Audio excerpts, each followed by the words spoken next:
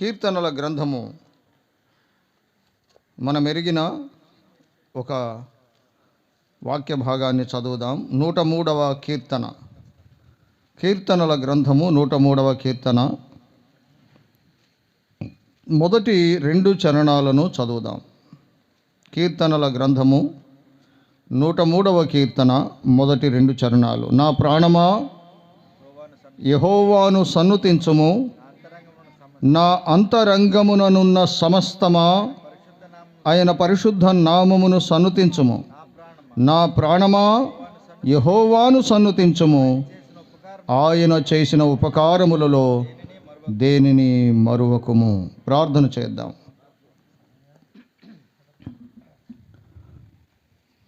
మా ఆరోగ్య ప్రదాతవైన పరలోకపు తండ్రి, సర్వస్తోత్రార్హుడవైన దేవా, నిరంతర పూజనీయుడా, మీ ఘనమైన పాదములకు స్తోత్రములు. కన్న తండ్రి, ఇదిగో కుటుంబములో బిడ్డలు సాక్ష్యమిచ్చారు. మీ ఆశ్చర్య కార్యం ఈ కుటుంబములో జరిగించినందుకై స్తోత్రములు. చిన్న బిడ్డను మీరు కటాక్షించి మీ కృపను బట్టి ఆ బిడ్డను ఆదరించిన విధానాన్ని బట్టి మీకు స్తోత్రములు నాయన. మీరు మేలు చేసే దేవుడైనందుకు మీకు స్తోత్రములు. నిజమే తండ్రి, మానవులకు ఉపకారం చేసే దేవుడుగా మీరు మాకు దొరికినందుకై స్తోత్రములు నాయనా. పరమ తండ్రి, మీరు చేసిన మేలును జ్ఞాపకం ఉంచుకొని సంఘము ఎదుట సమాజములో మిమ్మను స్తుతించాలని మీ బిడ్డలు ఏర్పాటు చేసిన ఈ కూడికలో చేరి వచ్చిన మా అందరితో మాట్లాడండి. మీ శ్రేష్టమైన మాటలు, ఆదరణనిచ్చే మాటలు, జీవమిచ్చే మాటలు మా అందరితో మాట్లాడి మమ్మను బలపరచుమని ప్రభువైన యేసు క్రీస్తు నామమును బట్టి స్తోత్రములు చెల్లించి ప్రార్థన చేస్తున్నాము తండ్రి, ఆమేన్. ప్రభువునందున్న సహోదరి సహోదరులారా, మనం చదివిన ఈ వాక్య భాగములో కీర్తనాకారుడైన దావీదు తన వ్యక్తిగత అనుభవాన్ని ఆయన వ్రాస్తూ ఈ కీర్తన ఆయన రచించాడు. అతడు మొదట తన ప్రాణంతో చెప్పాడు. మొదట నా అన్నాడు, 3వ వచనము నుండి నీ అన్నాడు. గమనించండి, దావీదు యొక్క వ్యక్తిగత అనుభవములో అతడు ఎన్నో శ్రమలు, కష్టాలు, శోధనలు, నిందలు, బాధలు అనుభవించి ఆ అనుభవాలలో కూడా దేవుని స్తుతిస్తూ అతడు రచించిన కీర్తనలు భావితరాలలో ఉన్న మనకు ఎంతో ఆదర్శప్రాయం. దేవుని స్తుతించే అనుభవం చాలా విశేషమైనది, అది చాలా గొప్పది. దేవుని స్తుతించడం అనేది అందరికీ సాధ్యమయ్యే పని కాదు. చాలామందికి, అంటే నేను ఈ మాట ఎందుకన్నానంటే, దేవుని ఎవరు స్తుతించగలరు లేక ఎవరు స్తుతిస్తే దేవుడు ఇష్టపడతాడు అనే మాట నేను జ్ఞాపకం చేయవలసిన అవసరం ఉంది. దేవుడు అందరికీ మేలు చేసేవాడు. ఆయన సాధువులనేమి తీవ్రవాదులనేమి ఆయన కాపాడే దేవుడే. కానీ దేవునికి స్తుతి చెల్లించేటప్పుడు మాత్రం ఆయన ఎవరి స్తుతిని ఇష్టపడతాడంటే, దానికి అనుగుణంగా మనం ఒక వాక్య భాగాన్ని జ్ఞాపకం చేసుకుంటాం. 116వ కీర్తన 12, 13, 14 చరణాలలో కీర్తనాకారుడు వ్రాసిన ఆ సంగతులను మనం చదివేటప్పుడు మనకు అర్థమవుతుంది. యెహోవా నాకు చేసిన ఉపకారములన్నిటికీ నేను ఆయనకేమి చెల్లింతును? రక్షణ పాత్రను, అదిగో గమనించాలి, రక్షణ పాత్ర చేత ఉండాలి, యెహోవాను స్తుతించాలి. దేవుడు అందరికీ మేలు చేసేవాడే. కానీ అయితే ఆయన స్తుతులు మనము సమర్పించినప్పుడు ఎవరి స్తుతులు స్వీకరిస్తాడంటే రక్షించబడిన వారివే. ఈ మాట మన హృదయములో ఉంచుకోవాలి. భక్తిహీనులు అర్పించు బలులు యెహోవాకు హేయములు అన్నాడు. కాబట్టి రక్షించబడిన అనుభవములో ఉండి మనం దేవుని స్తుతించడం దేవునికి ఎంతో ఇష్టం. దేవుని స్తుతించడానికి భూమి మీద మనకు చాలా కారణాలు ఉన్నాయి. అందుకని తెస్సలోనిక పత్రికలో భక్తుడు వ్రాసాడు కదా, ప్రతి విషయమునందును కృతజ్ఞతాస్తుతులు చెల్లించుడి, ఇలాగు చేయుట క్రీస్తు యేసునందు మీ విషయములో దేవుని చిత్తం అన్నాడు. ప్రతి విషయములో కృతజ్ఞతాస్తుతులు చెల్లించవచ్చు, కానీ మనము కొన్ని విషయాల్లో మాత్రమే దేవుని స్తుతిస్తాం. ఎప్పుడెప్పుడు స్తుతిస్తాం? ఆహారం ఇచ్చినప్పుడు, అవసరాలు తీర్చినప్పుడు, మరి ఇంకా కొన్ని కార్యక్రమాల్లో మనము సఫలీకృతం అయినప్పుడు దేవుని స్తుతిస్తాం. ప్రతి విషయంలో మనం దేవుని స్తుతించే అనుభవం చాలా తక్కువే. అయితే ఏ విషయాల్లో దేవుని స్తుతించవచ్చు అంటే, దేవుని స్తుతించడానికి మొదటి అనుభవం రక్షణ. రక్షించబడిన వ్యక్తి దేవుని స్తుతించడం అనేది అది దేవునికి ఎంతో ఇష్టమైనది.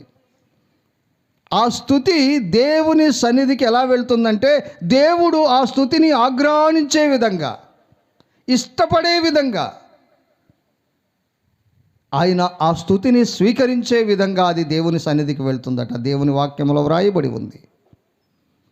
కాబట్టి దేవుని స్తుతించడానికి మొదటి అనుభవం రక్షణ. ఇక రెండవది ఆరోగ్యం.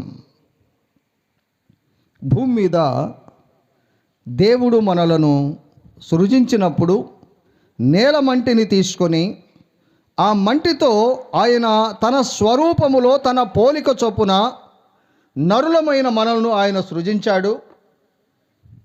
అయితే ఆ మంటికి దేవుడు మహిమనిచ్చాడు. ఈ సంగతి మనం జ్ఞాపకం ఉంచుకోవాలి. ఆ మంటిని దేవుడు మహిమపరిచాడు. కాబట్టి మహిమ దేహాన్ని దేవుడు మానవునికి ఇచ్చాడు. మానవుని యొక్క స్వయంకృతాపరాధం వలన ఈ దేహం అపవిత్రమైపోయింది. కాబట్టి ఈ అపవిత్రమైన దేహం పాపము దేహములో ఉండడం వలన మానవుని దేహానికి బలహీనతలు లేక వ్యాధులు సంక్రమిస్తున్నాయి. ఒక వ్యక్తి అనారోగ్యానికి గురి కావడానికి ప్రాముఖ్యమైనది మానవుని శరీరములో ఉన్న పాప నైజం. అది చిన్నవారేమి వృద్ధులేమి ఎవరికైనా ఇదే కారణం. కాబట్టి మానవుని యొక్క పాపమును బట్టి శరీరం బలహీనమైపోతుంది. వ్యాధులు వస్తాయి, బలహీనతలు వస్తాయి, అనారోగ్యాలు సంభవిస్తాయి. శరీరం క్రమంగా ఆరోగ్యాన్ని కోల్పోతుంది. ఈ కీర్తన వ్రాసిన దావీదు భక్తుడే మరొక కీర్తన వ్రాసాడు. అందులో ఆయన యొక్క వ్యక్తిగతమైన అనుభవాన్ని మనం గమనిస్తాం. చూడండి, 38వ కీర్తన, కీర్తనల గ్రంథం 38వ కీర్తన 3వ చరణము నుండి చదువుదాం. 38వ కీర్తన 3వ చరణము నుండి. అదిగో గమనించాలి. నీ కోపాగ్ని వలన ఆరోగ్యము నా శరీరమును విడిచిపోయెను, నా పాపమును బట్టి. ఎవరు చెప్తున్నారు ఈ మాటలు? ఒక సామాన్యమైన వ్యక్తి కాదు, ఒక సాధారణమైన వ్యక్తి కాదు, ఒక అనామకుడు కాదు. ఒక దేశాన్ని 40 సంవత్సరాలు సమర్థవంతంగా పరిపాలించిన ఒక రాజు చెప్తున్న మాటలు ఇవి. ఏమన్నాడు? నీ కోపాగ్ని వలన ఆరోగ్యము నా శరీరమును విడిచిపోయెను. ఎందుకని? ఎందుకు దేవుడు కోప్పడుతున్నాడు? అదిగో నా పాపమును బట్టి, నా పాపమును బట్టి నీవు నా మీద కోపడ్డావు, నా ఆరోగ్యమంతా తొలగిపోయింది. నా పాపమును బట్టి నా ఎముకలలో స్వస్థత లేదు అన్నాడు. ఆ తర్వాత ఇంకా క్రిందకి మనం చదివితే చూడండి, 7వ చరణం చూడండి, 7వ చరణం. ఎందుకని ఇవన్నీ ఎందుకు సంభవిస్తున్నాయి? అతనికి ఎందుకు ఇవన్నీ సంభవించాయని చెప్తున్నాడు. నా నడుము తాపముతో నిండిపోయింది, నడుము నొప్పి తట్టుకోలేకపోతున్నాను, నా నడుము తాపముతో నిండి ఉన్నది. ఏమి లేదట శరీరములో. ఎందుకు? కారణం ఏంటి? ఆయన చెప్పాడు కదా, నా పాపమును బట్టి అన్నాడు. నా పాపమును బట్టి ఇవన్నీ నాకు సంభవిస్తున్నాయి. నేను చేసిన పాప నైజం నా శరీరములో ఉంది కనుక నా శరీరం బలహీనమైపోతుంది. నడుము నొప్పి ఎక్కువగా ఉంది. తర్వాత నా శరీరములో ఆరోగ్యము లేదు. 10వ చరణం చూడండి.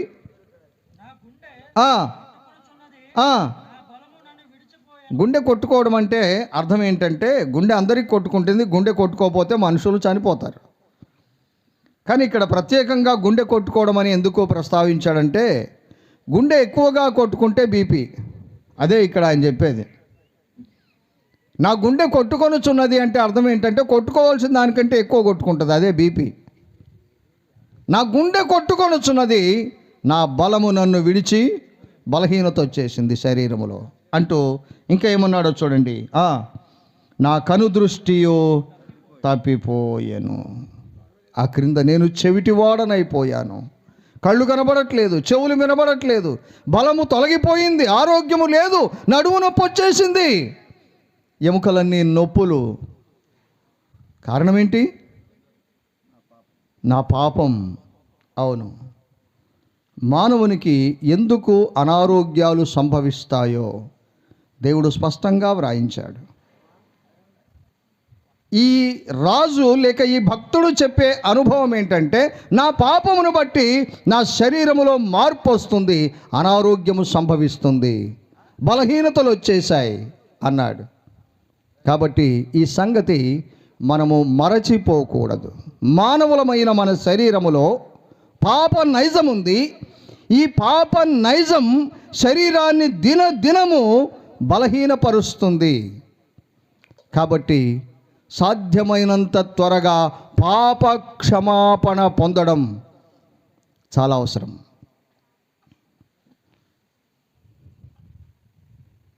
శరీరానికి ఎందుకు బలహీనతలు వస్తాయో, ఎందుకు అనారోగ్యాలు వస్తాయో మనం గమనిస్తూ ఉన్నాం. పాప క్షమాపణ పొందడం ద్వారా మనము దేవుని కృప క్రిందకి వెళ్ళిపోతాం. దేవుని కృపలో మనం ఉంటాం.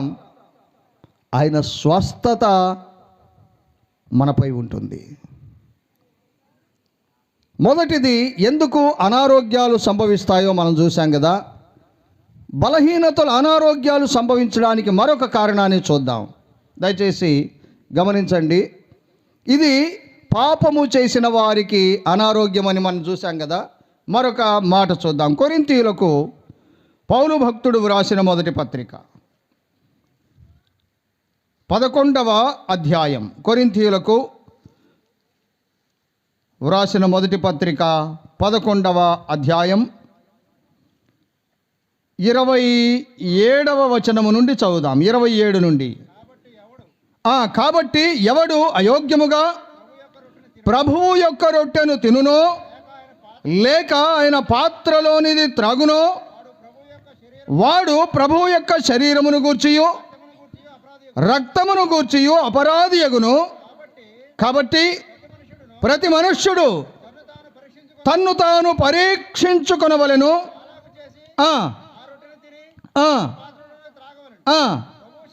ప్రభువు శరీరమని వివేచింపక తిని త్రాగువాడు తనకు శిక్షావిధి కలుగుటకే తిని త్రాగుచున్నాడు. ఇందువలననే మీలో అనేకులు బలహీనులను రోగులునై ఉన్నారు, చాలామంది నిద్రించుచున్నారు.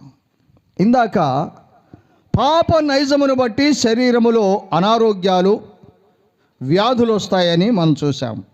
ఇప్పుడు పాప క్షమాపణ పొందిన వారికి ఎందుకు అనారోగ్యాలు వస్తాయో దేవుడు వ్రాయించాడు. దేవుని వాక్యం చాలా స్పష్టం.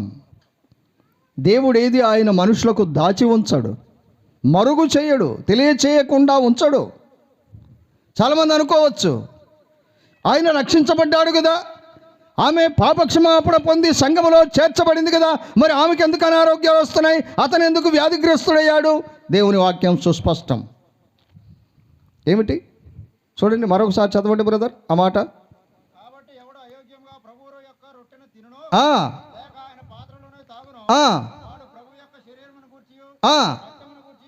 అపరాధి అగును.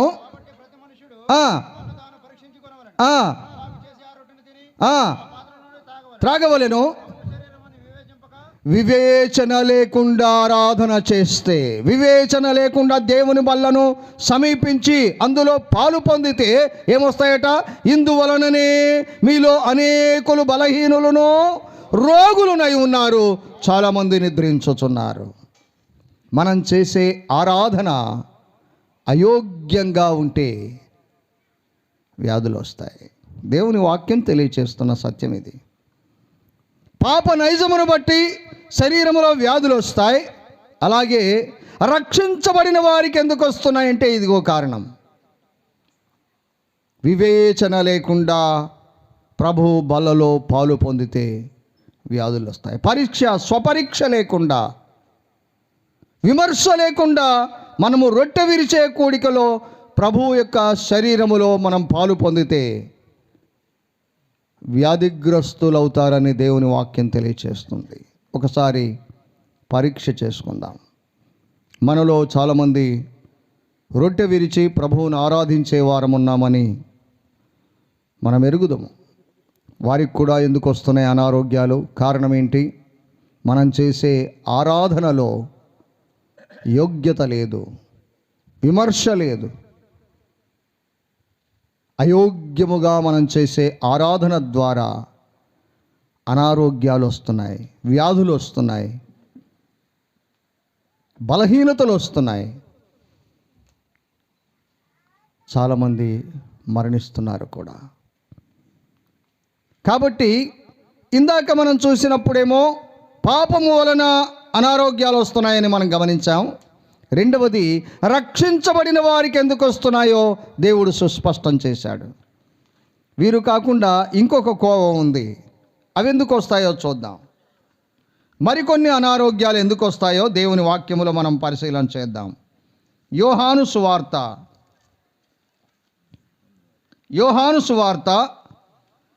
11వ అధ్యాయం. యోహాను సువార్త 11వ అధ్యాయం మొదటి వచనము నుండి చదువుదాం. 11 మొదటి నుండి. మరియా ఆమె సహోదరి అయిన మార్తా అను వారి గ్రామమైన బేతనియలోనున్న లాజరు అను ఒకడు రోగి ఆయను. ఈ లాజరు ప్రభువునకు అత్తరు పూసి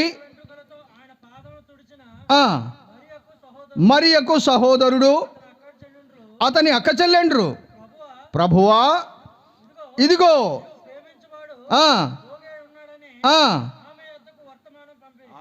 గమనించండి. బేతనియా అనే గ్రామములో మార్తా మరియా అనే సహోదరులు ఉన్నారు. వారికి లాజరు అనే ఒక సహోదరుడు ఉన్నాడని మనం చదివాం. ఈ లాజరు రోగి అయ్యాడని ఇక్కడ వ్రాయబడింది. ఏమయ్యాడండి? మరణకరమైన వ్యాధి వచ్చింది, చనిపోవడానికి సిద్ధంగా ఉన్నాడు. అప్పుడు అతని అక్క చెల్లెండ్రు ఏం చేశారంటే ప్రభువు దగ్గరకు వర్తమానం పంపించారు. ఇదిగో నీవు ప్రేమించిన లాజరు రోగి అయి ఉన్నాడు. గమనించారా ఈ మాటలో ఉన్న ఆంతర్యం? ప్రభువు ప్రేమించిన వారు రోగులవుతారు. ఆశ్చర్యంగా ఉందా? ఆశ్చర్యంగానే ఉంటుంది. ప్రభువు ప్రేమించిన వారు రోగులవుతారు. ఎందుకో ఆ క్రింద ప్రభు వివరణ చెప్పాడు. చూద్దాం, చూడండి. యేసు అది విని అదండి, ప్రభువు ప్రేమించిన వారు ఎందుకు రోగులవుతారో ప్రభు వివరణ చెప్తూ ఈ మాటలు చెప్పాడు. యేసు అది విని ఈ వ్యాధి మరణము కొరకు వచ్చినది కాదు కానీ దేవుని కుమారుడు దాని వలన మహిమ పరచబడినట్లు దేవుని మహిమ కొరకు వ్యాధులు వస్తాయి. ఆశ్చర్యంగా ఉంది కదా? నిజమే. దేవుడు తన మహిమ కొరకు ఆయన మనుషులకు వ్యాధిని ఆయన అనుమతిస్తాడు. కానీ ఆ వ్యాధి వలన ఆ వ్యక్తికి ఏం రాదు? ప్రభువు చెప్పాడు ఆ మాట. ఈ వ్యాధి మరణము కొరకు వచ్చింది కాదు. లాజరు చనిపోవడానికి సిద్ధంగా ఉన్నమాట వాస్తవమే, కానీ ఈ వ్యాధి మరణము కొరకు వచ్చింది కాదు. మరెందుకు వచ్చింది? దేవుని కుమారుడు తద్వారా మహిమ పరచబడాలి. దేవుని మహిమ ఆ వ్యక్తి ద్వారా వ్యాపించాలి. గమనించండి, ఎందుకు వ్యాధులు వస్తున్నాయో మనం గమనిస్తూ ఉన్నాం. మొదటిది, పాపమును బట్టి మానవుని యొక్క శరీరం వ్యాధులతో లేక అనారోగ్యములతో బాధపడుతుంది. దావీదు చెప్పాడు, నా పాపమును బట్టి నా శరీరం అంతా మార్పు అయిపోయింది, బలహీనతలు వచ్చాయి, ఆరోగ్యము లేదు, నడుము నొప్పి వచ్చింది, బీపీ వచ్చింది, కళ్ళు కనబడట్లేదు, చెవులు కూడా మూసుకుపోయాయి అన్నాడు. కారణం ఏంటంటే నా పాపం అన్నాడు. మరి పాప క్షమాపణ పొందిన తర్వాత ఎందుకు వస్తున్నాయి? దేవుని వాక్యం మనకు తెలియచేసింది. ఆరాధించే విధానములో మనము పరీక్ష చేసుకోకుండా, విమర్శ చేసుకోకుండా, వివేకము లేకుండా మనం చేసే ఆరాధన ద్వారా మనకు అనారోగ్యాలు వస్తున్నాయి. ఆరాధించే వారలారా, రొట్టె విరిచే సహోదరి సహోదరులారా, ఎప్పుడైనా ఆలోచన చేశావా? వాక్యాన్ని వింటాం కానీ దాన్ని ఏదో మరి యథాలాపంగా వింటాం, అనాలోచితంగా మర్చిపోతాం అంతే. ఎంతమంది భయంతో ఆరాధన చేస్తున్నాం. చాలామందికి ఆరాధనను గూర్చిన అవగాహన లేకుండానే మరి రొట్టె విరుస్తున్నారు. ఇంకొక మాట చెప్పాలా? బాప్తిస్మమును గూర్చిన అవగాహన లేకుండానే వివాహం కొరకు బాప్తిస్మం తీసుకున్న వాళ్ళు కూడా రొట్టె విరిచే కోడికలో పాలు పొందుతున్నారు. ఇది చాలా తీవ్రమైన పరిణామం. జాగ్రత్త సుమా. చాలామంది ఈ సంగతులు తెలియచేయరు.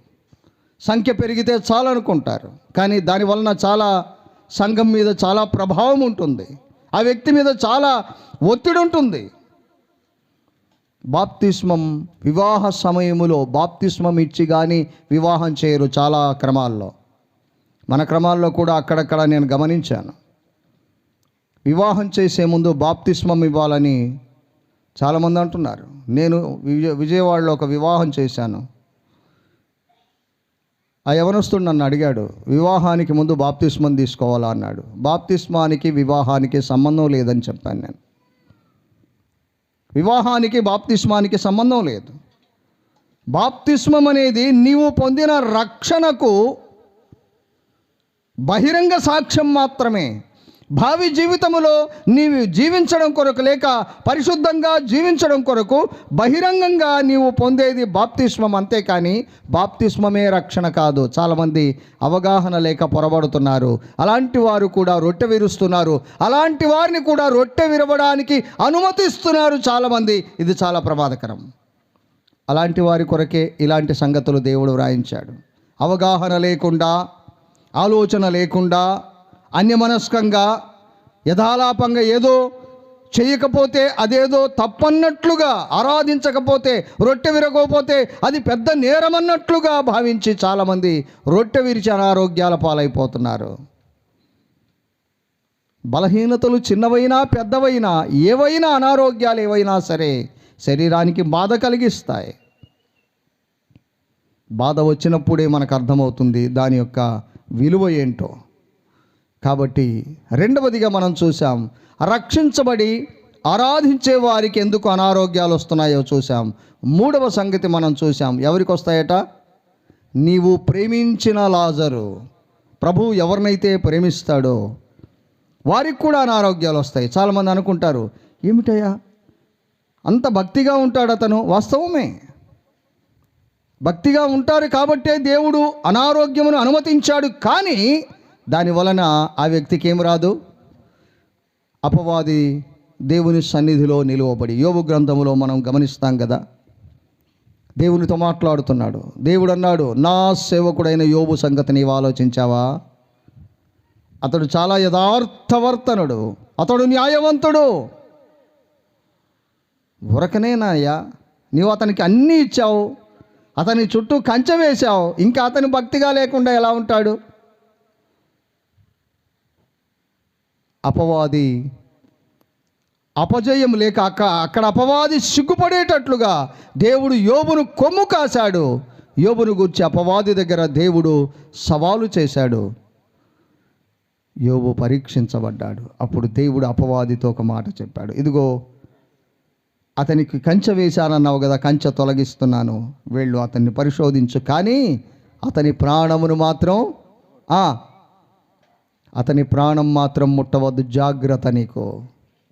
వాస్తవమే, వ్యాధులు వస్తాయి, కానీ దేవుని నామము ఆ వ్యక్తి వలన మహిమ పరచబడడం కొరకు దేవుడు వ్యాధులను ఆయన అనుమతిస్తాడు. కొన్ని వ్యాధులు మరణం కొరకు వచ్చేవి ఉన్నాయి, అవి ఏమిటో మనం చూసాం. కొన్ని వ్యాధులు మాత్రం దేవుని మహిమ కొరకు వస్తాయి. ఆయన స్వస్థపరచగలడు, కానీ చాలామంది దేవుని మీద ఆధారపడడానికి బదులుగా వైద్యుల మీద ఆధారపడేవారు చాలామంది ఉన్నారు. దేవుడు స్వస్థపరచగలడు అని నమ్మి దేవుని మీద ఆధారపడేవారు వారు కూడా కొన్ని సందర్భాల్లో బలహీనులైపోతారు. కొంతమంది అయితే పూర్తిగా వైద్యుల మీద ఆధారపడతారు. దేవుని వాక్యములో మనం గమనిస్తే ఒక రాజు ఉన్నాడు, ఆసా అనే ఒక రాజు. అతడు చాలా యోగ్యుడైన రాజు, చాలా గొప్పవాడు. కానీ అతడు హృదయములో గర్వించి ఆ తర్వాత భక్తి నుండి తొలగిపోయాడు. అతని పాదములలో జబ్బు పుట్టిందని వ్రాయబడింది. అక్కడ వ్రాయబడిన మాట ఏంటంటే, ఆసా దేవుని యొద్ద విచారణ చేయక వైద్యులను పట్టుకొనెను.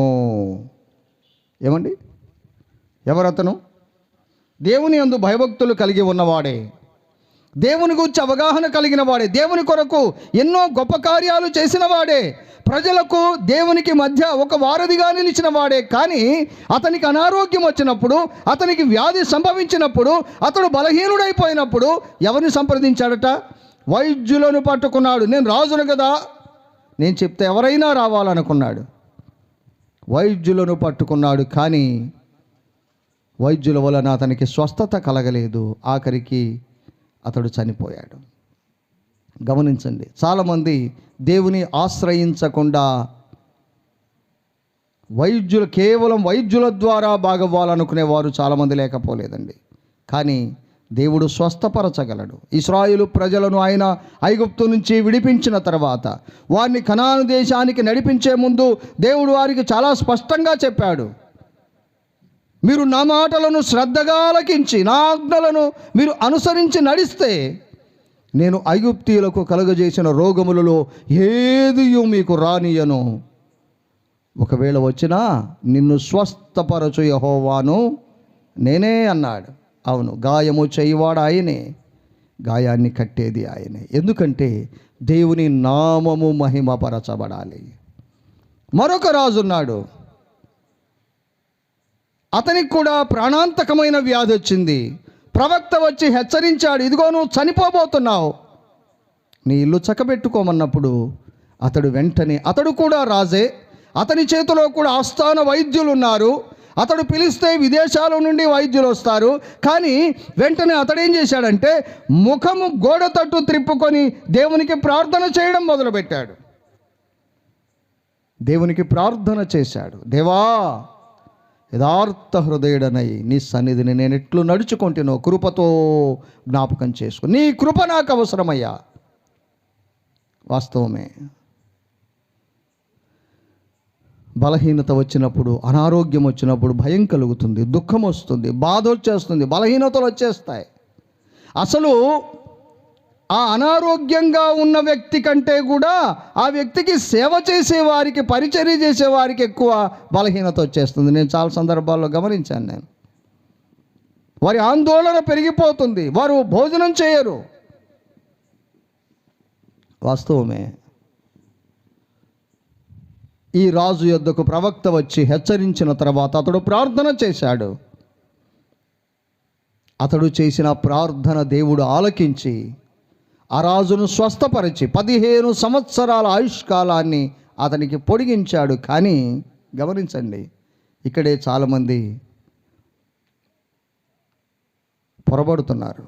దేవుడు ఆరోగ్యం ఇచ్చిన తర్వాత మరలా దేవునికి అయిష్టంగా జీవించడం మొదలు పెడతాడు. ఇది చాలా ఘోరమైన ప్రక్రియ.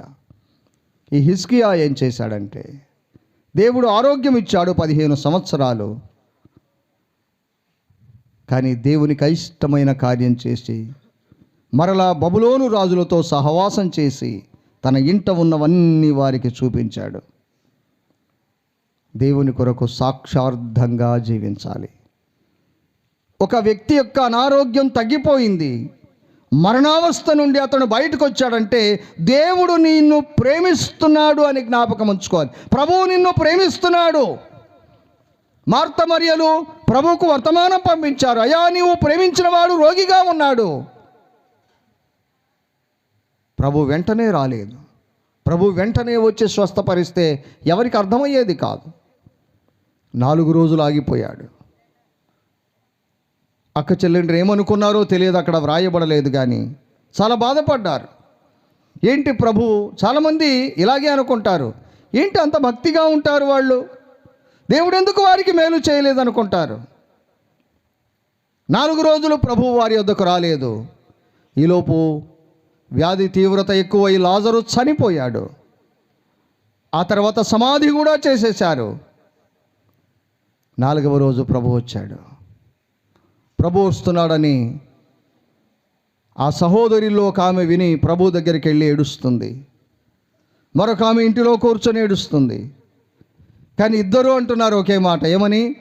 ప్రభువా, నీవిక్కడ ఉండిన ఎడలా మా సహోదరుడు చావకుండును. నీవిక్కడ ఉండాల్సింది. మేము అప్పటికీ చెప్పి పంపించాం, నీకు వార్త పంపించాం, వర్తమానం పంపించాం, కానీ నీవు రాలేదు. నీవిక్కడ ఉండిన ఎడలా మా సహోదరుడు చావకుండును. ప్రభు అన్నాడు, మార్తా, నీవు నమ్మిన ఎడలా దేవుని మహిమను చూస్తావు. ఈ నమ్మకమే మనిషికి ఆరోగ్యం. ప్రభు స్వస్థపరిచినప్పుడు, ఆయన ఈ భూమి మీద శరీరధారిగా ఉన్నప్పుడు ఎంతోమందిని ఆయన స్వస్థపరిచాడు. ప్రభు స్వస్థపరిచినప్పుడల్లా ప్రతి వ్యక్తితో ఒక మాట చెప్పేవాడు, ఏమనంటే, నీ విశ్వాసము నిన్ను స్వస్థపరిచింది, నీ విశ్వాసమే నీకు స్వస్థత కలిగించింది అని చెప్పేవాడు. ఈ నమ్మకమే మనిషికి ఆరోగ్యం. ప్రభు మీద పూర్తిగా ఆనుకుంటే, లేక ప్రభువు మీద పూర్తిగా విశ్వాసం ఉంచితే మనిషిని ఏ బలహీనత ఏం చేయలేదండి. దానికి ప్రత్యక్ష సాక్ష్యం నేనే. మీకు నేను చెప్పానో తెలియజేశానో లేదో నాకు తెలియదు, కానీ సుమారుగా ఒక 6 సంవత్సరాల క్రితం ఒకరోజు ఇలాగే రాత్రి కూటం జరిగింది. ధవళేశ్వరంలో కూటాలు జరుగుతున్నప్పుడు అక్కడే 11 గంటలకు కూటం అయిపోయింది. భోజనం చేసి ఇంటికి వచ్చాను, పడుకున్నాను ఇంట్లో. అమ్మాయి లోపల గదిలో పడుకుంది, నేనేమో మధ్య గదిలో పడుకున్నాను. కాసేపటికి గుండెలో నొప్పి ప్రారంభమైంది. గుండె పట్టుకుని ఎవరో నొక్కేస్తున్నంత నొప్పి వచ్చేస్తుంది, బాగా చెమట్లు పట్టేశాయి, బాగా ఊపిరాడట్లేదు, పడుకోవటానికి అస్సలు చేత కావట్లేదు. లేచి కూర్చున్నాను, కూర్చోలేకపోతున్నాను, నిలబడలేకపోతున్నాను, మొత్తం అంతా చెమట పట్టేస్తుంది. నేను అనుకున్నాను, ఒకవేళ దేవుడు నన్ను పిలుస్తున్నాడేమో. ఒకే మాట అన్నాను, ప్రభువా, నీవు పిలిస్తే నీ దగ్గరకు వస్తాను, నువ్వు బ్రతికిస్తే నీ పాదసేవ చేస్తాను, అంతే. 2 నిమిషాల్లో నొప్పి అంతా పూర్తిగా పోయింది. ప్రశాంతంగా నిద్రపోయాను. ఆ సంఘటన నేను తర్వాత చాలా రోజుల తర్వాత నా భార్యతో చెప్పాను. కంగారు పడిపోయింది. అదేంటి ఈసీజీ కూడా తీపించుకోలేదండి, ఇప్పుడు వరకు కూడా ఈసీజీ లేదు, ఏసీజీ లేదు. కారణం ఏంటంటే, ఇది ఎంతకాలం పని చేయాలో నాకంటే ఆయనకు బాగా తెలుసు. అందుకనే గుండె ఏమో ఎలా కొట్టుకుంటుందండి, గుండె కొట్టుకునేటప్పుడు శబ్దం ఎలా వస్తుంది? లబ్ డబ్ అని వస్తుంది కదా. లబ్ డబ్ అని ఈ మధ్యలో లబ్ అని కొట్టుకున్న తర్వాత ఈ గ్యాప్లో గుండె దేవుని వైపు చూస్తుందట. డబ్బు అని కొట్టుకోమంటావా, ఆగిపోమంటావా అని. దేవుడు కానీ అంటే మళ్ళీ డబ్బు అని కొట్టుకుంటుందట. ఏమండి, దీన్ని పని చేయించేవాడు ఆయన, దీన్ని సృష్టించింది ఆయన, దీన్ని పరిచయించేది ఆయన, దీన్ని కాపాడేవాడు ఆయన. నాకెందుకు బాధ?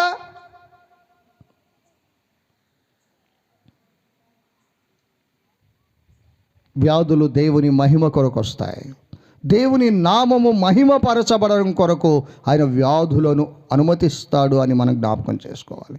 చిన్న బిడ్డ విషయంలో కూడా దేవుడు అదే చేశాడు. నిజంగా వారు చెప్పిన సాక్ష్యాన్ని బట్టి ఆ బిడ్డ ఎంత ప్రాణాపాయ స్థితిలో ఉన్నారో వైద్యులు కూడా వారు ఆందోళన చెంది తల్లిదండ్రులకు తెలియచేశారు. కానీ దేవునికి అది ఎలా ఉందంటే, ఆయన మహిమ ఇక్కడ వ్యాపించాలి. దేవుని నామము ఇక్కడ మహిమపరచబడాలి. ఆయన స్వస్థపరిచే దేవుడని ప్రజలు తెలుసుకోవాలి. అందుకే దేవుడు ఆ బిడ్డను సజీవంగా తిరిగి లేవనెత్తాడని తల్లిదండ్రులు సాక్ష్యం ఇచ్చారు. వాస్తవమే. చాలా సందర్భాల్లో బిడ్డలకు ఏదైనా జరిగితే తల్లిదండ్రులు అసలు తట్టుకోలేం. ఆ బాధ బిడ్డల కంటే తల్లిదండ్రులు ఎక్కువ అనుభవిస్తారనడానికి ఇప్పుడు సహోదరి చెప్పిన సాక్ష్యం ఏంటే, పురుషుడు ఆయన వరదరాజు గారు కన్నీళ్లు పెట్టలేదు, కానీ సహోదరి నిజంగా ఆమె ఎవరైనా కదిలిస్తే కనుక ఇంకా వలవలా ఏడ్చేలాగున్నారు. నిజంగా అంత బాధ, మనోవేదన. బాబు శుష్కించిపోతున్నాడు, దినదినం బలహీనుడైపోతున్నాడు, ఏం తినట్లేదు, ఆడుకోవట్లేదు. అలా ఉండిపోతే ఎవరికైనా గుండెలు పిండేస్తాయి. కానీ ఆ సమయంలో వారిచ్చిన సాక్ష్యం నిజంగా సంఘము వారిని ఆదరించి ధైర్యం చెప్పింది. యవన సహోదరులు వారిచ్చిన సాక్ష్యాన్ని బట్టి, వారు చేసిన సహకారం ఎంతో గొప్పది. ప్రభువును బట్టి వారు చూపిన ప్రేమ వారికి ఆదరణ కలిగించింది. వాస్తవమే. కారణం ఏంటంటే దేవుని నామము మహిమపరచబడాలి.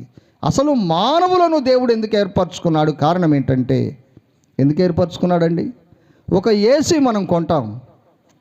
ఇప్పుడు వేసవికాలం కాబట్టి ఏసీ గురించి చెప్తే బాగా అర్థమవుతుంది. ఒక ఏసీ ఎందుకు కొంటాం మనం? ఇంట్లో వేడిగా ఉన్నప్పుడు వాతావరణం, ఏసీని ఆన్ చేసి చల్లదనాన్ని ఆస్వాదించి ఆరోగ్యంగా ఉండడం కొరకు ఏసీ కొంటాం. ఏసీ ఆన్ చేస్తే అందులోంచి వేడి గాలి వస్తుంది అనుకోండి, ఈ వేడికి తోడు ఆ వేడి కూడా జత అయిందనుకోండి, దాన్ని ఏం చేస్తాం? అర్జెంటుగా తీసి పడేస్తాం దాన్ని కదా. దేవుడు మానవులను ఎందుకు సృజించాడో తెలుసా? చదువుదాం ఒక మాట. ఎఫెసీయులకు రాసిన పత్రిక 1వ అధ్యాయం 3వ వచనం చూడండి బ్రదర్. ఎఫెసీయులకు వ్రాసిన పత్రిక 1వ అధ్యాయం 3వ వచనం. స్తుతింపబడునుగాక,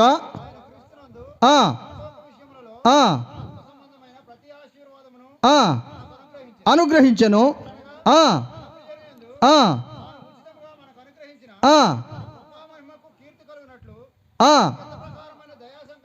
చొప్పున స్వీకరించుటకై నిర్ణయించుకొని పరిశుద్ధులమును ఉండవలెనని దేవుడు మనలను ఎందుకు ఏర్పరచుకున్నాడో చాలా స్పష్టంగా చెప్పాడు. ఎందుకు దేవుడు మనల్ని ఏర్పరచుకున్నాడట? చదివాం కదా. దేవుడు మానవులకు అనుగ్రహించిన తన కృపకు, తన మహిమకు మనుషుల ద్వారా కీర్తి కలగాలి.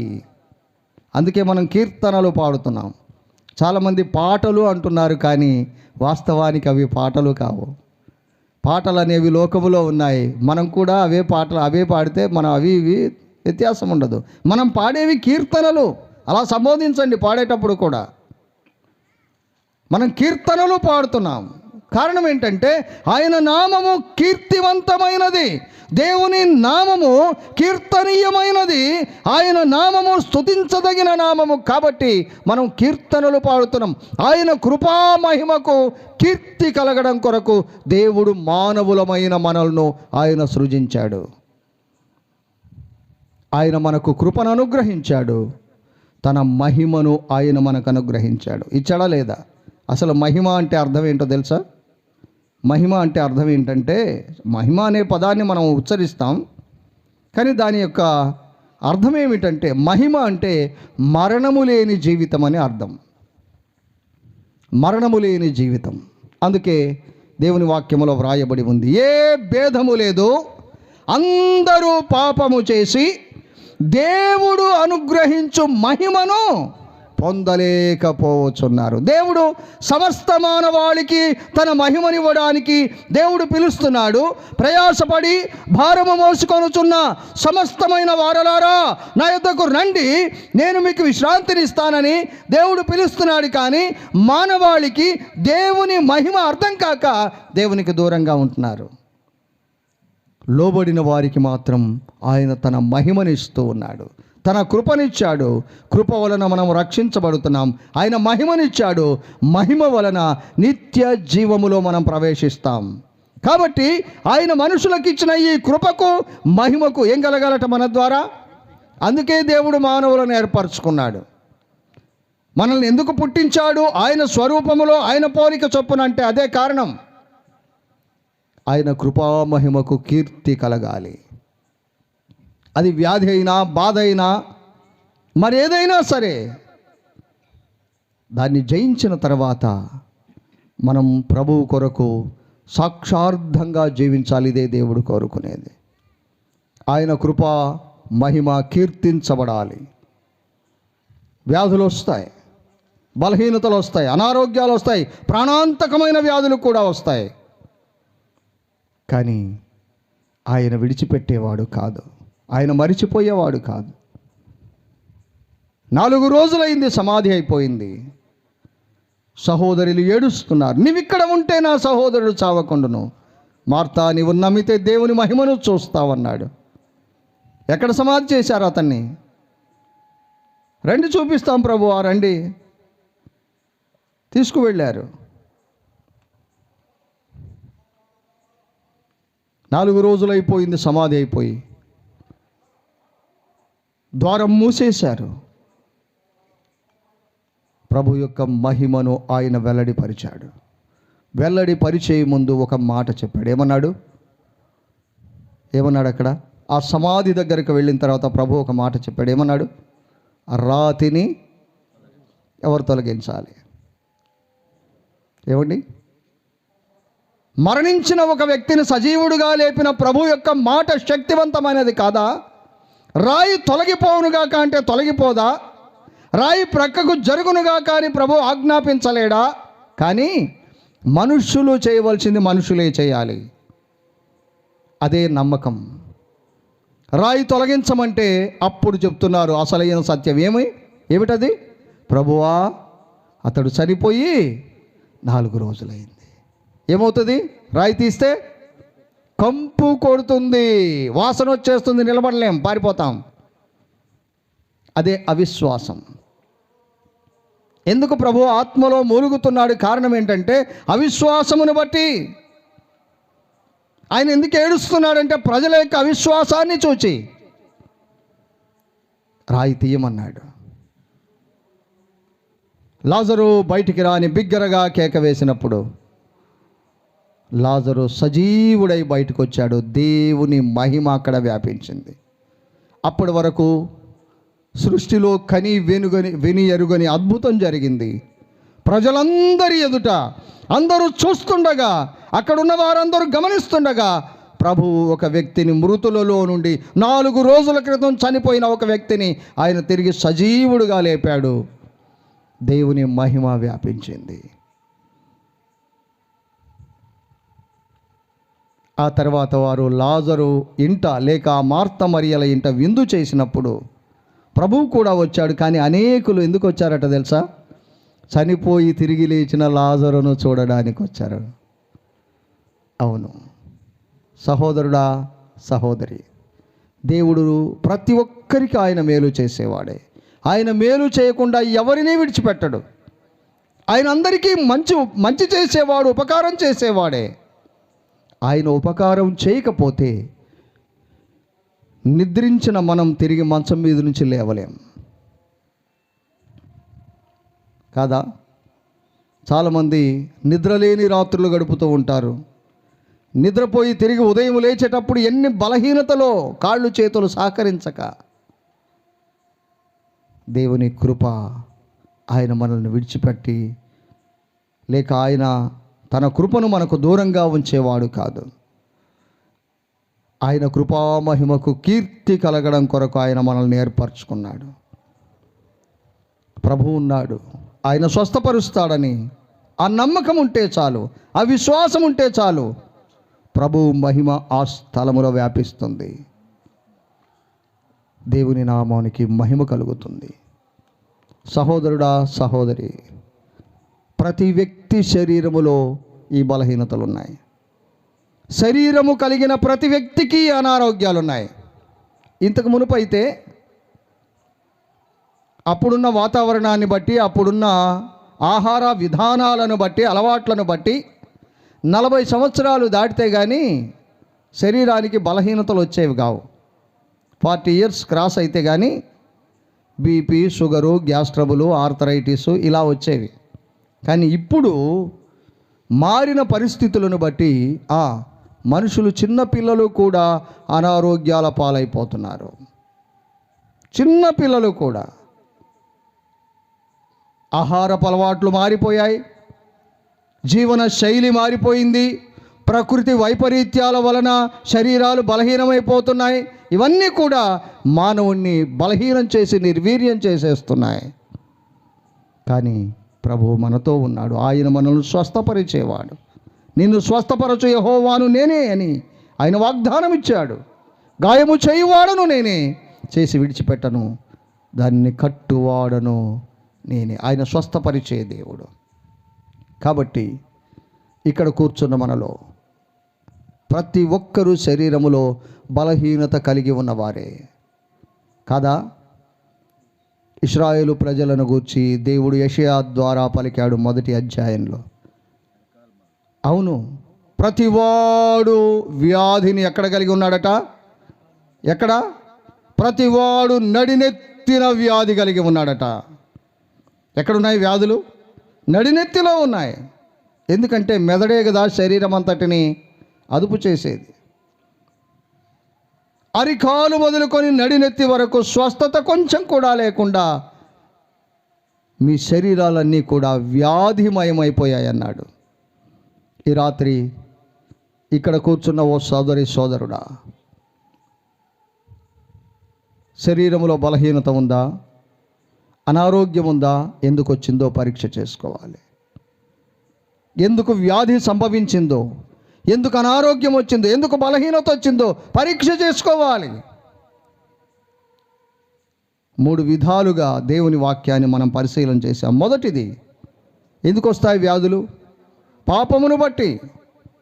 ఆ మాట ఒక సాధారణమైన వ్యక్తి చెప్పలేదు, కానీ ఒక రాజు తన స్వయం అనుభవములో నుండి చెప్పాడు. నా పాపమును బట్టి నా శరీరములో వ్యాధులు వస్తున్నాయి అన్నాడు. మరి ఆయనకే వస్తే సామాన్యులం మనకు రావా? అవును. కాబట్టి పాప క్షమాపణ పొందవలసిన అవసరం ఉంది. మొదటిది, మనం ఎప్పుడైతే పాప క్షమాపణ పొందుతామో దేవుని ఆత్మ మనలో ప్రవేశించి మనకు కాపుదలనిస్తాడు. వ్యాధులు రాకుండా దేవుడు మనకు కాపు కాస్తాడు. రక్షించబడిన తర్వాత కూడా అనారోగ్యాలు వస్తున్నాయంటే మనం ఆరాధించే విధానములో లోపముందని పరీక్ష చేసుకోవాలి. అందుకని మీ సంఘములో ఆరాధన హెచ్చరికలు చేస్తారా అండి? రొట్టె విరిచే ముందు చేస్తారా? ఎందుకు చేస్తారు? ఆరాధన హెచ్చరికలు ఎందుకు చేస్తారో తెలుసా? ఏదో సమయాన్ని ముందుకు దొర్లిద్దామని కాదు. ఆరాధించే ప్రతి వ్యక్తి ఎలా ఆరాధించాలో ఆ నిర్దిష్టమైన ఆత్మీయ ప్రమాణాలను అనుసరించకుండా మనం ఆరాధన చేస్తే మనకేమి సంభవిస్తుందో ఆ సంగతులను దేవుడు తన దాసుల ద్వారా స్పష్టం చేసినప్పుడు మనల్ని మనం పరీక్ష కాబట్టి ప్రతి మనుషుడు తను తాను పరీక్షించుకొనవలెను. ఎప్పుడు? రొట్టెను మనము ముట్టుకోకముందే, బల్లను సమీపించకముందే, పాత్ర మన యొద్దకు రాకముందే ఆరాధించేవారు పరీక్ష చేసుకోవాలి. రొట్టె విరవకపోతే నేనేదో పాపం చేశానని ప్రక్క వాళ్ళు అనుకుంటారని రొట్టె విరిచేవాళ్ళు చాలామంది ఉన్నారు. దాని వలన తీవ్రమైన వ్యాధులకు లోనైపోతున్నారు. గమనించండి, సోదరుల్లో చాలామంది కాళ్ళ నొప్పులతో బాధపడే వాళ్ళు చాలామంది ఉన్నారు. ఎన్నో అనారోగ్యాలు, పురుషులేమి స్త్రీలేమి అందరూ. రక్షించబడినా కూడా అనారోగ్యాలు వస్తున్నాయంటే పరీక్ష చేసుకోవాలి. మనం చేసే ఆరాధనలో ఒకవేళ ఏమైనా లోపం ఉందేమో. మనం యథార్థంగా ఆరాధన చేస్తున్నా కూడా, పరిశుద్ధంగా ఉండి ఆరాధన చేస్తున్నా అనారోగ్యాలు వస్తున్నాయంటే ఆ అనారోగ్యాలు లేక ఆ వ్యాధులు ఎందుకు వస్తున్నాయి? దేవుని మహిమ కొరకు, దేవుని నామము మహిమపరచబడడం కొరకు వ్యాధులు వస్తున్నాయని మనం గమనించాం. ఇదిగో నీవు ప్రేమించిన లాజరు రోగి అయ్యాడని వర్తమానం పంపించారు. ప్రభు అన్నాడు, ఈ వ్యాధి మరణము కొరకు వచ్చినది కాదు. ఈనాడు ఆ చిన్న బిడ్డను బట్టి దేవుని నామము మహిమపరచబడుతుంది. మనమందరం ఇక్కడ కూర్చొని దేవుని మాటలు ఆలకిస్తున్నాం. కాబట్టి సహోదరుడా, సహోదరి, బలహీనుడవయ్యావా? అనారోగ్యంతో ఉన్నావా? శరీరములో అనారోగ్యం, వ్యాధి ఉందా? ఎందుకు వచ్చిందో పరీక్ష చేసుకుందాం. దేవుడు అన్నీ స్పష్టంగా మన ముందు ఉంచాడు. ఎందుకు అనారోగ్యం వచ్చిందో పరీక్ష చేసుకుందాం. ప్రభువుని ఆశ్రయిద్దాం, ప్రభువు ముందు ఉంచుదాం. ఆయన స్వస్థపరచగల దేవుడు, వాగ్దానం ఇచ్చిన వాడు. నేను స్వస్థపరచు యెహోవాను నేనే. ఆయన రెక్కల క్రింద ఆరోగ్యం ఉంది. ఆయనను ఆశ్రయిస్తే ఆరోగ్యంగా ఉంటాం. నా స్నేహితుల్లో చాలామంది బలహీనులైపోయారు. షుగరు, బీపీలు వచ్చి చాలామంది నా వయస్కులు, నా క్లాస్మేట్స్. నేను ఎప్పుడూ దేవుని స్తుతిస్తూ ఉంటాను. ప్రభువా, 57 సంవత్సరాలు వచ్చాయి, బీపీ లేదు, షుగర్ లేదు, గ్యాస్ ట్రబుల్ లేదు, కీళ్ళ నొప్పులు లేవు, నీకు స్తోత్రం నాయనా.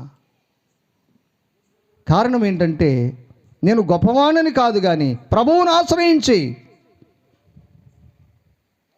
ఆయన రెక్కల క్రింద క్షేమాన్ని కాంక్షిస్తూ ప్రార్థన చేస్తున్నప్పుడు దేవుడు భద్రతనిచ్చేవాడు, ఆయన ఆరోగ్యం ఇచ్చేవాడు.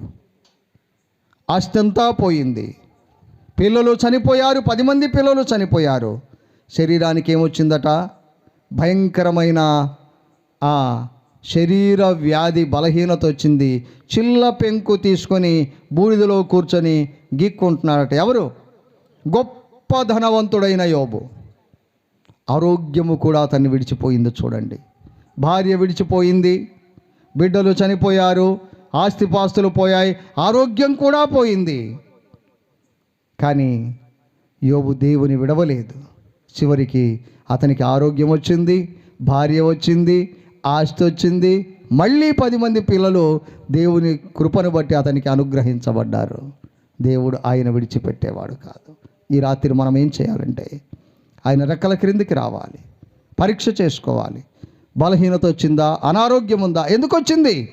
పరీక్ష చేసుకుందాం. ప్రతి వ్యక్తి, నీవు రక్షించబడ్డావా? నీవు రక్షించబడకపోతే ఎందుకు అనారోగ్యాలు వస్తున్నాయో దేవుడు చెప్పాడు. పాపమును బట్టి. అందుచేత పాప క్షమాపణ పొందవలసిన అవసరం ఉంది. మారు మనస్సు పొందాలి. ఆయన పిలుస్తున్నాడు, రండి నా రెక్కల క్రింద ఆరోగ్యం ఉంది, మీకు ఆరోగ్యం ఇస్తాను.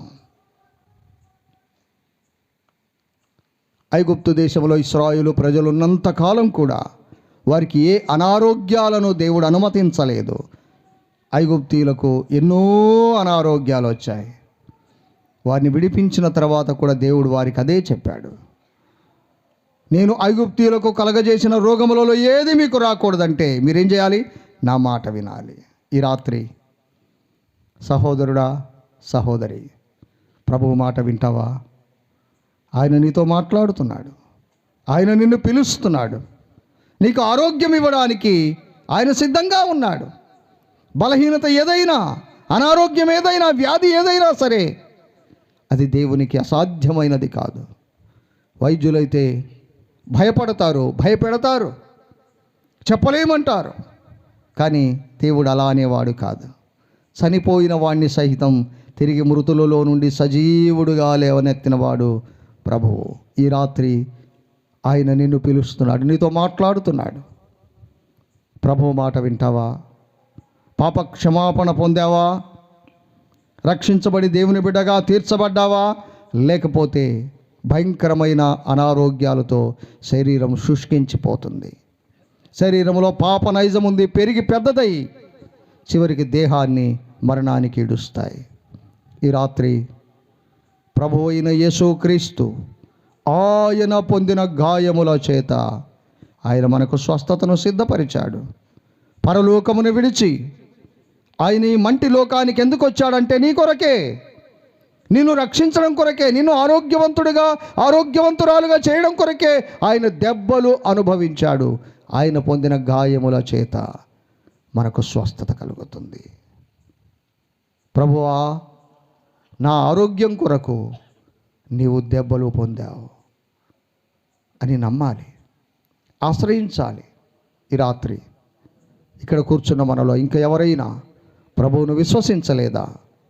ఈ రాత్రి ప్రభువు రెక్కల నీడలోనికి రండి. ఆయన చేతులు చాచి మనుషులను పిలుస్తున్నాడు. నా దగ్గరకు రండి, మీకు క్షేమాన్ని ఇస్తాను, మీకు ఆరోగ్యం ఇస్తాను, మిమ్మల్ని వర్ధిల్ల చేస్తానన్నాడు. ఒకవేళ రక్షించబడినా అనారోగ్యాలు వస్తున్నాయంటే మనం చేసే ఆరాధనను పరీక్ష చేసుకోవాలి. మనము ప్రభువు బలను సమీపిస్తున్నప్పుడే పరిశుద్ధంగా, యోగ్యంగా దేవుని ఆరాధన చేయడం వలన అనారోగ్యాలకు దూరంగా ఉంటాం. అయినా అనారోగ్యాలు వస్తే అవి దేవుని మహిమ కొరకే వస్తాయి, కానీ దానివలన ఎటువంటి ప్రాణాపాయం సంభవించదు, దానివలన మనుషులకు ఎటువంటి కీడు జరగదు. జ్ఞాపకం చేసుకోవాలి. ఈ రాత్రి కాలంలో ఒకసారి పరీక్ష చేసుకుందాం, మనల్ని మనం స్వపరీక్ష చేసుకుందాం. ఎందుకు అనారోగ్యాలు వస్తున్నాయి? దేవుడు స్పష్టంగా మాట్లాడాడు. ఎందుకు వ్యాధుల పాలవుతున్నామో దేవుడు స్పష్టంగా చెప్పాడు.